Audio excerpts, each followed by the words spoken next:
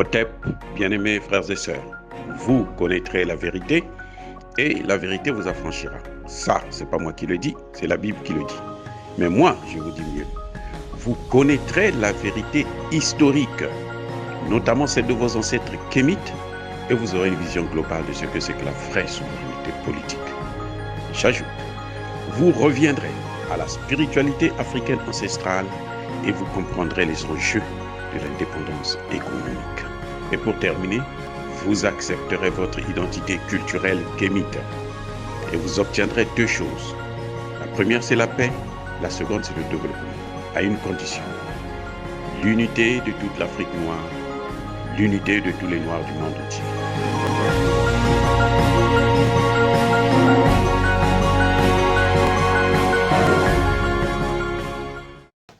Otep à tous, bienvenue sur la chaîne des panafricanistes, par essence, par conviction et par excellence. Celle des citoyens kémites par nécessité et obligation de combat. Nous sommes une chaîne qui n'est guidée que par nos ancêtres, et rien que par les ancêtres qui appartiennent à l'égrégore du monde noir. Par conséquent, nous ne croyons en aucun Dieu venu de l'étranger. Toutefois, cette vidéo n'est aucunement destinée à inciter à la haine ou à la violence. Car nous menons un combat qui est d'abord et avant tout spirituel, ensuite il est politique, géopolitique et géostratégique. Contre l'impérialisme, le colonialisme, le néocolonialisme et l'endocolonat. Sur la base du principe qui nous a été légué par nos ancêtres kémites angélisés, qui est celui de la Mahat, c'est-à-dire vérité et justice.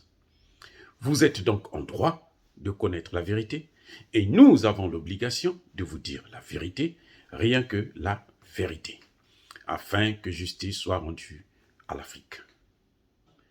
C'est ça, notre modeste contribution dans cette noble lutte en faveur de la dignité, la souveraineté et l'unité africaine. Et ça, c'est le panafricanisme.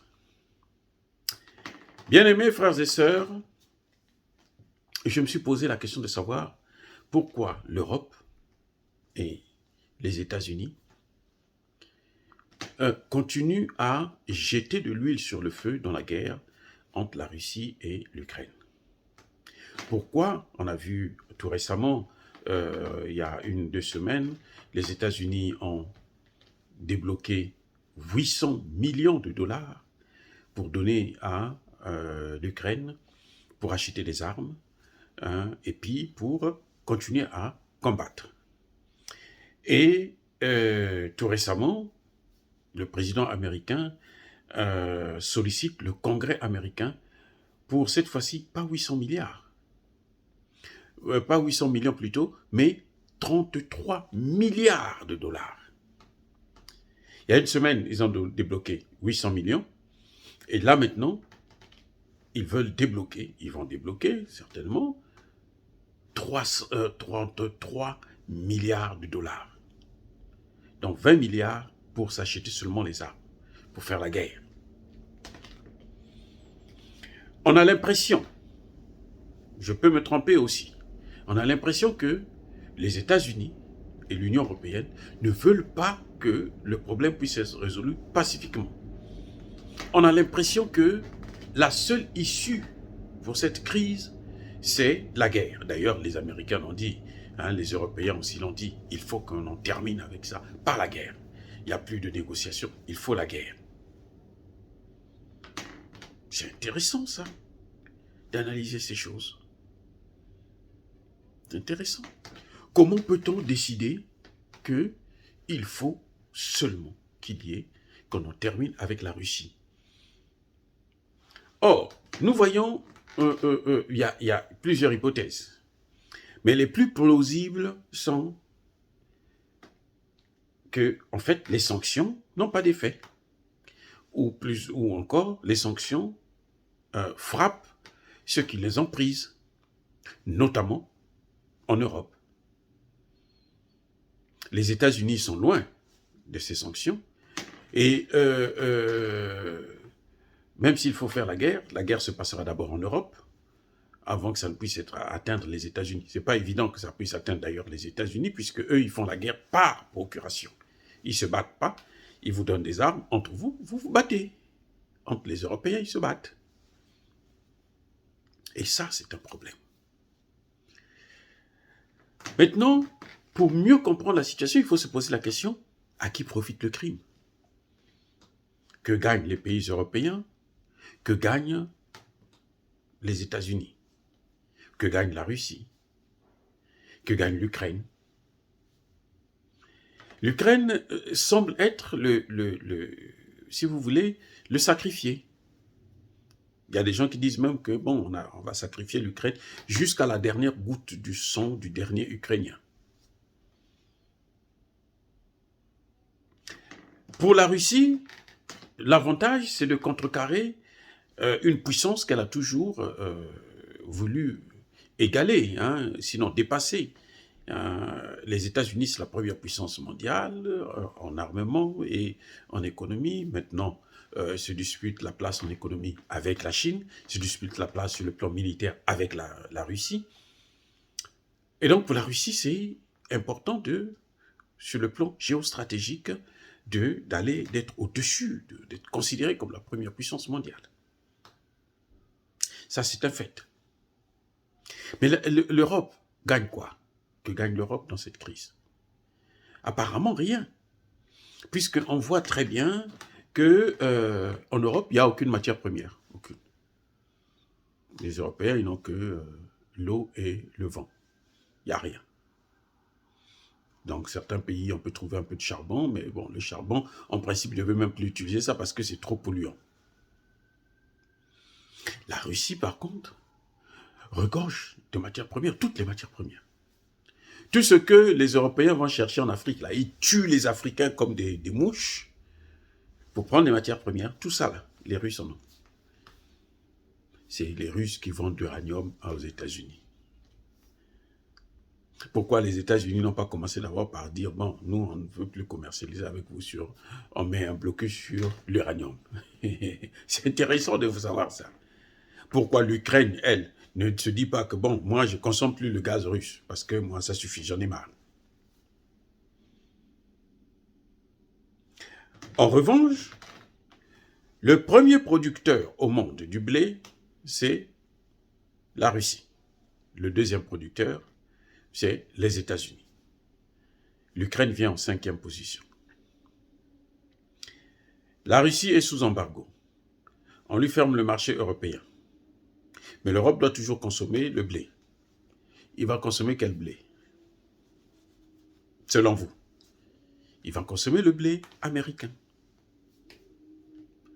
Ça, c'est un grand avantage pour les États-Unis.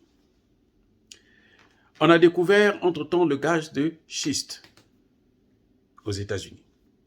C'est un gaz qui coûte très cher parce que son extradition et sa transformation coûte très cher. Et c'est un gaz qui est très polluant, où personne n'en veut, ou presque.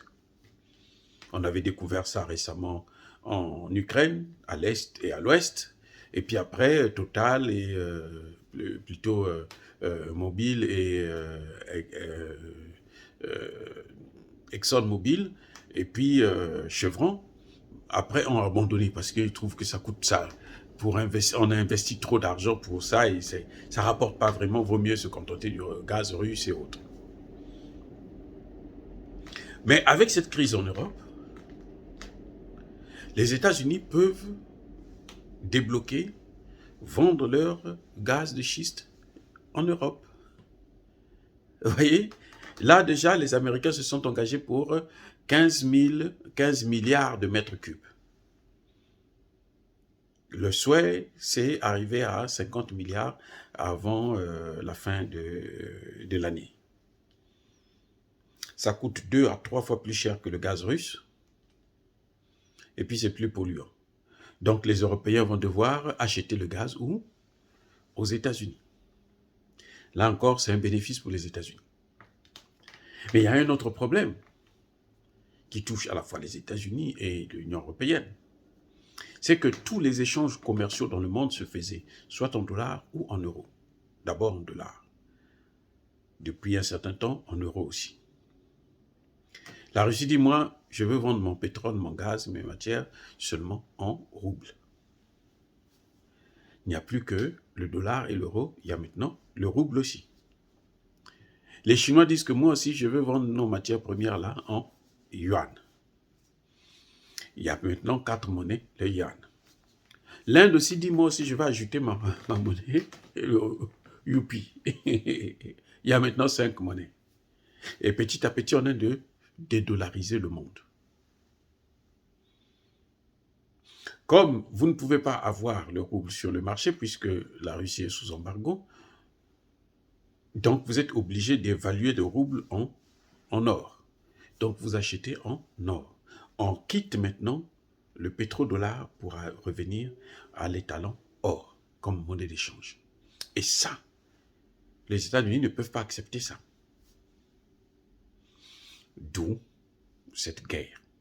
Il faut aller jusqu'au bout, à moins que la Russie puisse neutraliser définitivement les Ukrainiens. Mais c'est en quelque sorte, l'Ukraine est comme un appart, parce qu'on ne peut pas concevoir. L'OTAN est grand, très grand même, très vaste. L'OTAN s'élargit jusqu'aux anciens pays de l'ex-Union soviétique, y compris la Pologne, la Lituanie et autres. C'est pour ça qu'à un moment donné, George Bush y parlait de la vieille Europe, c'est-à-dire l'Europe de l'Ouest. Maintenant, c'est la nouvelle Europe qui est aux portes. Les seuls pays qui restaient, c'était essentiellement l'Ukraine et la Géorgie. Et c'est d'ailleurs là où le conflit a commencé, parce que la Russie dit non. Si l'OTAN s'étend jusqu'en Ukraine, donc ils vont poser une base militaire en Ukraine, et ce sera trop proche de moi. Je ne tolère pas ça.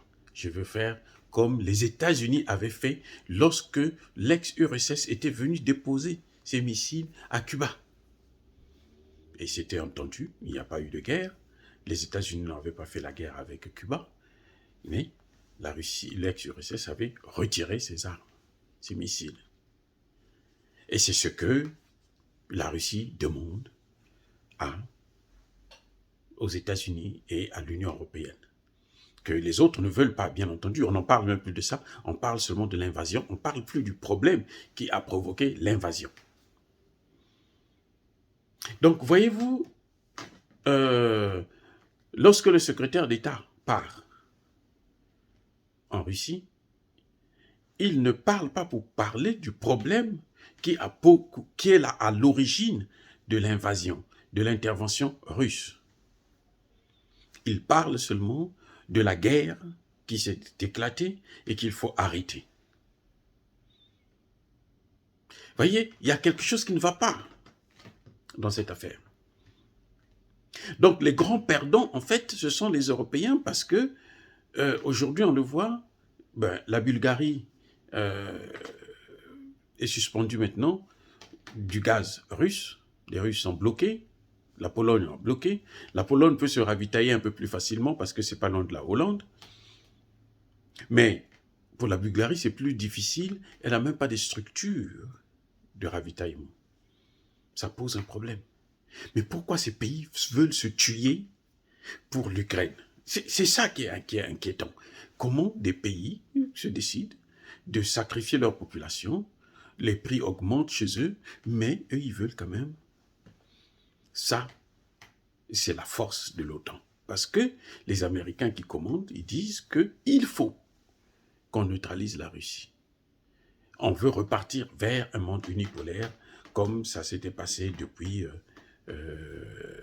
91, après la chute du mur de Berlin. Il n'y avait qu'un seul maître, c'était les États-Unis. Et maintenant, on va vers un monde multipolaire, et ça, les Américains ne se supportent pas ça. Et ensuite, il y a des raisons économiques que je venais d'évoquer, le pétrole, le blé, et puis d'autres matières premières. Ils se retrouvent éloignés de la concurrence russe dans ce domaine. Dire cela, c'est inciter à la haine ou à la violence, non. En tant que spécialiste des questions politiques, inventeur de la théorie de la prévention des conflits et de la justice transitionnelle, je suis un homme de paix par excellence. Nous voulons que cette guerre s'arrête le plus rapidement possible et que les Ukrainiens puissent vaguer à leurs occupations, repartir chez eux et que le monde puisse être en paix. Nous n'avons pas besoin d'une guerre entre l'OTAN et le bloc de Shanghai. Ce n'est pas nécessaire pour le monde parce que ça nous apportera rien. Personne ne sortira de là vainqueur, surtout si on rentre dans le domaine du nucléaire. Oh oui, bien-aimés frères et sœurs, c'est ça mon message. J'assume mes propos. Yaba colère, Yamalem. Soyez bénis, j'ai dit.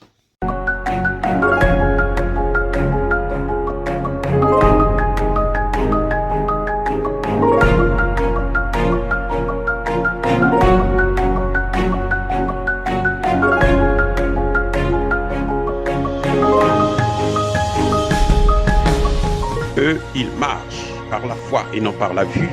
Mais moi, je vous conseille vivement de marcher par la connaissance scientifique et historique, notamment celle de nos ancêtres kémites, par les 5 sens et par l'intelligence.